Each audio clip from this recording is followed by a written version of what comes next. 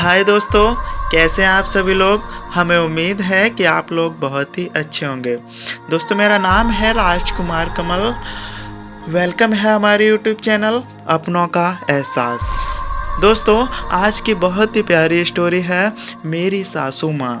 तो चलिए स्टोरी शुरू करते हैं। जिगना शाम को बैठी थी तो मन में आया कि चलो पड़ोस वाली काकी मानसी की सासू माँ के हाल चाल ले आऊं और थोड़ी देर मानसी के पास बैठा हूँ। वो इनके घर गई, काकी के कमरे में जाकर हाल चाल लिए और फिर हाल में आकर मानसी के साथ बैठकर बातें करने लगी।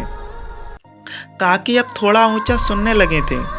उठने बैठने में भी परेशानी होने लगी थी। मानसी को सब काम करने पड़ते थे। तब ही मानसी की तीनों देवरानियां आ गईं, जो अड़ोस पड़ोस में ही रहती थीं। बातों बातों में सासू पुराण शुरू हो गया। तीनों देवरानियां एक एक करके शिकायत करने लगीं। एक ने कहा, जब नई नई शादी करके आई थी तो सासू माँ सुबह 6 बजे से ही चाय के लिए आवाज़ दे देती थी, सोने भी नहीं देती थी मुझे। एक देवरानी ने कहा, 5-6 साल पहले जब मेरे पास रहती थी तो चपाती एकदम पतली और आलू नहीं खाती थी, बहुत नखरे करती थी खाने में। तीसरी कैसे पीछे रहती। उसने कहा, पोते पोतियों के नाम बैंक में पैसे जमा कर दूंगी। अब तक ना किया, बस बोलती ही हैं। आधे घंटे तक ये सब बातें चली। फिर तीनों को घर के काम थे तो चली गई। उनके जाने के बाद जिगना ने मानसी से कहा, काकी जी 1 साल से बीमार हैं और वो जब से तेरे ही पास हैं। तेरे दिलो दिमाग में नहीं आता कि कोई उन्हें अपने पास रखे, उनकी सेवा करे। माँ तो वो सबकी हैं और तेरी तो देवरानियाँ हैं। वो कहने लगी, मेरी सासू माँ के 7 बच्चे थे। मेरे ससुर जी तो बहुत पहले ही गुजर गए। बहुत ही मुश्किल से उन्होंने उन 7 बच्चों को पाला, बड़ा संघर्ष किया, अकेले दुकान संभाली।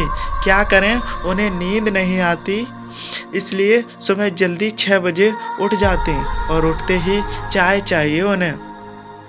खाने में उन्हें तकलीफ होती, दांत नहीं है, इसलिए पतली रोटी चाहिए और आलू भी इसलिए नहीं खाती।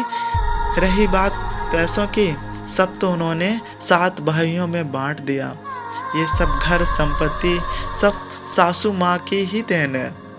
अपनी अपनी सोच है। मैं तो सोचती हूँ इन्हें क्या खिलाऊं पिलाऊं।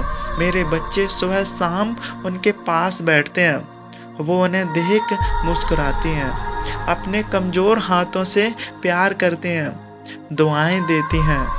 मैं उनका जितना सुख दे सकती हूँ दूँ।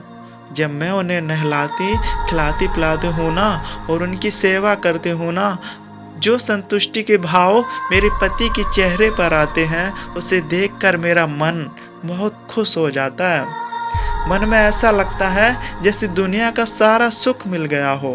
मेरी सासू माँ मेरा तीसरा बच्चा बन चुके हैं। ये सब सुन जिगना मन में सोचने लगी, कितनी समझदार है मानसी, कितनी खुश और संतुष्ट है। सबको अपनी सासू माँ की ऐसी ही सेवा करनी चाहिए। मन ही मन उसकी खूब सराहना की और अपने घर आ गई।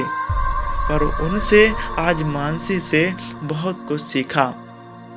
यह पोस्ट अगर पसंद आई हो तो इस चैनल को ज़रूर सब्सक्राइब करें, लाइक करें, जिससे कि मेरी ऐसी ही स्टोरी आप लोगों तक सबसे पहले पहुंचती रहे। तो स्टोरी यहाँ समाप्त होती है। मिलते हैं नेक्स्ट स्टोरी में, तब तक के लिए धन्यवाद।